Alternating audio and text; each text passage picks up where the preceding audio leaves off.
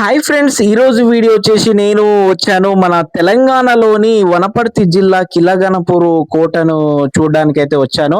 ఇక్కడ కోట కూడా ఏ విధంగా ఉంది, దీనిలోని దాగి ఉన్నటువంటి చారిత్రాత్మకమైనటువంటి కోట ఉందని మీకు ఎప్పుడైనా తెలుసా? ఈ గన్పూర్ కోటలో కనిపించే పాత కట్టడాల వెనుక ఉన్న ఏ చరిత్ర దాగి ఉంది కూడా తెలుసుకుందాము. రహస్య సొరంగాలు ఉన్నాయేమో అనే మాట కూడా నిజమేనా, అది కూడా చూద్దాము. ఈ వీడియోలో కోట మొత్తం మీకు చూపిస్తాను, చివరి వరకు అయితే చూడండి.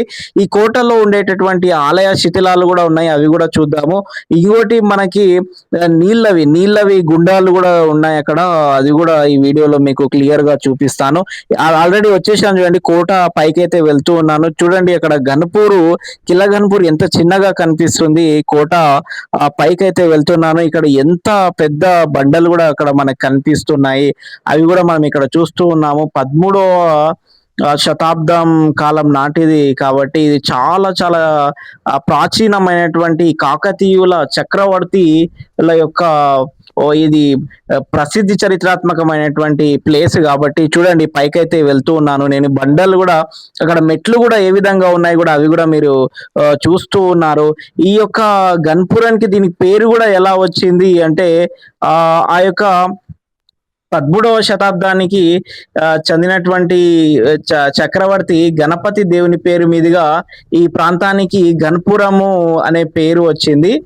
అయితే ఈ ఈ యొక్క మన కోటలో ఈ ఈ ఈ యొక్క కోటలో మనకి ఈ ఈ యొక్క మాల్యాలు మరియు రేచర్ల పద్మనాయక వంశరాజులు ఈ కోటను ఎక్కువగా నిర్మించడం జరిగింది. ఆ యొక్క నిర్మాణంలో కూడా చాలా మంది ఈ యొక్క కోటను ఎవరు నిర్మించారు అని కూడా చాలా మంది అడగడం జరిగింది, అది కూడా చెప్పండి అన్నారు. ఈ కోటను మనకు నిర్మించింది రాజు అయినటువంటి గణపరెడ్డి కుమారుడైనటువంటి గోన బుద్ధారెడ్డి.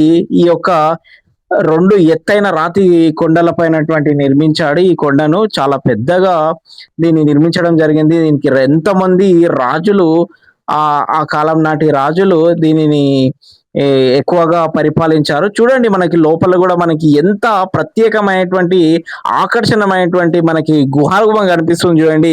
ఈ గుహం కూడా ఎంత ఇదిగా ఉందో కూడా మనం చూస్తూ ఉన్నాము. ఎంత పెద్దగా ఉంది. ఒక 5 మీటర్లకు ఒక గుహము, 5 మీటర్లకు ఒక గుహం లాగా ఏ విధంగా ఏర్పాటు చేశారు. ఇక్కడ ఆలయ శిథిలం కూడా నేను చూపిస్తా అని చెప్పాను కదా, అమ్మవారు ఉన్నారు చూడండి, చౌడేశ్వరి దేవి అమ్మవారిని కూడా మనం ఈరోజు చూస్తూ ఉన్నాము. ఇక్కడ ఆల్రెడీ ఇక్కడ శిథిల యొక్క అమ్మవారిని కూడా చూస్తున్నాము. ఇక్కడ ఒక అతను ఉంటున్నాడు, అక్కడ 30 ఏళ్ళ నుంచి ఉంటున్నా అని కూడా చెప్తున్నాడు, అది కూడా మనము అక్కడ చూస్తూ ఉన్నాము. ఇక్కడనే వంట చేసుకుంటాను, ఇక్కడనే రాత్రి కూడా ఇక్కడనే బస చేస్తానని కూడా చెప్పడం జరిగింది. చూడండి ఇవన్నీ చూస్తూ ఉన్నాము. ఇంకా చాలా పైకి అయితే వెళ్తున్నాము, చాలా భయంకరంగా ఉందండి. ఒక్కరు మాత్రం వెళ్ళకండి, ఒక 2-3 కలిసి వెళ్ళండి. చూడండి ఎంత పెద్ద బండ రాళ్ళైనటువంటివి మనకు కనిపిస్తూ ఉన్నాయి కూడా, అవి కూడా మనం చూస్తూ ఉన్నాము. ఇక్కడ మనకి ఇక్కడ లోపల కూడా ఇంకా కోట లోపల కూడా మనకు వీరభద్ర ఆలయం కూడా ఉంది, నరసింహ ఆలయం కూడా ఉంది. అదేవిధంగా ఇప్పుడు మనం చూసినటువంటి చౌడేశ్వరి దేవి ఆలయ శిథిలాలు కూడా మనకి ఈ రోజుకి కూడా కనిపిస్తాయి. చూద్దాం ముందర అవి కూడా మనకు కనిపిస్తాయి. ఈ యొక్క కోట మొత్తం మనం చూసుకున్నట్లయితే దాదాపు 4 చదరపు కిలోమీటర్ల మేర విస్తరించి ఉన్న ఈ కోటపై శత్రువులకు ఆనాటి కాలంలో శత్రువులను ఎదుర్కొనేందుకు వీలుగా ఈ ఫిరంగులను అమర్చారనమాట. మధ్యలో ఒక కోట లోపల మంచి నీటి గుడలు కూడా ఉన్నాయి, అవి కూడా చూద్దాము. ఎక్కువగా ఏనుగులు, అదేవిధంగా పాలగూడెం, నేంతిగుండం అని ఉన్నాయి అక్కడ, అది కూడా మనం నీకు మీ ముందు చూపిస్తాను. చూడండి ఎంత పెద్దగా ఆ యొక్క బండరాలు అయినటువంటివి మనకు కనిపిస్తున్నాయి కూడా, అది కూడా మనం చూస్తూ ఉన్నాము. మీరు కూడా ఒకరు ఇద్దరు మాత్రం వెళ్ళకండి, ఒక టీమిగా కలిసి వెళ్ళండి. ఈ గన్పూర్ అనేటువంటిది చాలా ప్రాముఖ్యమ సాహస పర్యాటక కేంద్రంగా ఇప్పుడు మారింది. చాలా మంది పర్యాటకులు కూడా ఇక్కడ చూడడానికి చాలా మంది వస్తూ ఉంటారు. ఎక్కువగా మనకి హైదరాబాద్ నుంచి ఈ యొక్క కోటను చూడడానికి వస్తారు. చూడండి ఈ వ్యూ కూడా మనకి ఏ విధంగా కనిపిస్తూ ఉందో కూడా చూస్తూ ఉన్నాము. చాలా చాలా పెద్దగా ఉంది, చాలా భయంకరంగా ఉంది లోపల. చూడడానికి అయితే ఎంత పెద్ద బండరాళ్ళు ఉన్నటువంటి చూస్తున్నాము. చిన్న చిన్న మెట్లు కూడా చూడండి, ఇవి మెట్లు అన్నమాట. ఇంతకుముందు చాలా పెద్దగా ఉండేటటువంట. ఇప్పుడు పూర్తిగా మెట్లనేటువంటివి చిన్నగా అయిపోయాయి అంటున్నారు. ఇక రాళ్ళ చూడలు గోడలు గూడా మనకి ఏ విధంగా కట్టారో గూడా చూడండి. అక్కడ చెట్లు గూడా మనకి ఏ విధంగా ఉన్నాయి. కోట లోపల అనేటువంటివి గూడా మనం చూస్తూ ఉన్నాము. ఇలాంటి చారిత్రాత్మకమైనటువంటి కోటలు మనకు చాలా తక్కువగా ఇది అదేవిధంగా కోయిల్‌కొండ గూడా సేమ్ ఈ 2 ఒకటేసారి కట్టారని గూడా అక్కడ ఉండేటటువంటి ఒక పెద్దాయన చెప్పడం జరిగింది. చూడండి ఆ యొక్క వ్యూ గూడా ఎంత పెద్దగున్నాయి ఈ కొండలు. చాలా 4 కిలోమీటర్ల ఒక్కొక్క కొండ డిస్టెన్స్ వచ్చేసి మనకి 500 మీటర్ల దగ్గర ఉంది అని చెప్పడం జరిగింది. చూడండి రాళ్ళ మధ్యలో నుంచి ఎంత పెద్దగా చెట్ల మధ్యలో మెట్లు కూడా మనకి ఏ విధంగా ఉన్నాయి కూడా చూస్తున్నాం కోట లోపల. ఇది వనపర్తి జిల్లాలో ఉంది చూడండి. చాలా ఫేమస్ ఇది కూడా కోట. ఇక్కడ కూడా ఈ కోటలో ఆనాటి మనకి యుద్ధం జరిగినప్పుడు ఇది కూడా మనకి ఇదొక మంచి నిలిచింది అనమాట. సాక్ష్యంగా యుద్ధానికి సాక్ష్యంగా నిలిచింది. ఆనాటి ఈ మనకు కోటలో ఉండేటటువంటి కుతుబ్ షాహీలు, బీజాపూర్ సుల్తానులు మరియు విజయనగర రాజుల మధ్య జరిగినటువంటి అనేక చరిత్రాత్మక యుద్ధానికి ఈ యొక్క కోట అనేటువంటిది చాలా మంచిగా నిలిచింది. అంటే సెక్యూరిటీగా ఉన్నది. ఈ ఎవరు వచ్చినా సరే భయపడేదే లేదన్నట్టుగా కట్టుకోవడం జరిగింది. ఎవరు వచ్చినా సరే యుద్ధానికి నేను రెడీ, సై అంటే సైగా ఈ యొక్క ఏర్పాటు చేయడం జరిగిందని చెప్తున్నారు. ఇంకోటి ఏంటంటే ఈ యొక్క కోట ప్రత్యేకతలు, ఆకర్షణలు కూడా ఎంత మంచిగా ఉన్నాయి చూడండి. ఘన సముద్రము కాకతీయ రాణి రుద్రమాదేవి పాలన కాలంలో సమంతరాజు మలయాళ గుండా ఈ యొక్క కోట సమీపంలో గణప సముద్రం అనే భారీ చెరువు కూడా తవ్వించారు. అది కూడా నేను ఆల్రెడీ చూపిస్తా చూడండి. ముందర మీకు అదొక చెరువు కూడా నేను మీకు ఆటోమేటిక్ గా నేను చూపిస్తాను. సాహిత్యంలో ఉండేటువంటి ప్రాముఖ్యమైనటువంటి కోట ఇది.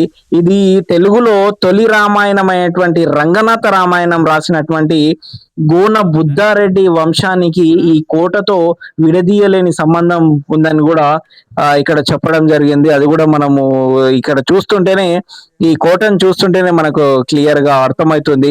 చూడండి ఎంత పెద్దగా ఉంది, ఎంత ఇదిగా ఉంది. ఇక్కడ మనకి శివుడు కూడా ఉన్నాడు. పైకి మనం వచ్చినట్లయితే శివుడు కూడా ఉన్నాడు. అదే విధంగా మనకి ఆంజనేయ స్వామి ఆలయం కూడా మనకు ఇక్కడ ఉంది. అది కూడా మీరు చూశారు కదా, ఇక్కడ కూడా చూస్తున్నారు కదా ఆల్రెడీ ఎంత పెద్దగా ఏర్పాటు చేశారు. ఈ యొక్క ఈ యొక్క కోటను నిర్మించడానికి చాలా చాలా మంది కాకతీయులు, ప్రతి ఒక్కరు చక్రవర్తులు చాలా మంది దీన్ని పరిపాలించడం జరిగింది. దీన్ని బేస్ గా చేసుకొని మనకి కోయిల్కొండ కోట కూడా ఉంది కదా, అది కూడా ఈ 2 కోటలు మన యుద్ధానికి రెడీగా అయినట్టుగా మనకు అక్కడ వీళ్ళు చెప్పడం జరిగింది. అక్కడ వాటర్ కూడా ఉన్నాయి చూడండి. అవి కూడా మనం చూస్తూ ఉన్నాం. అక్కడ వాటర్ కూడా ఉన్నాయి. ఇక్కడ ఈ యొక్క ప్లేస్ కూడా ఏ విధంగా ఉందో కూడా చూస్తున్నాం కదా. అక్కడ ఆలయం కూడా మనకు రైట్ సైడ్ లో కనిపిస్తూ ఉంది.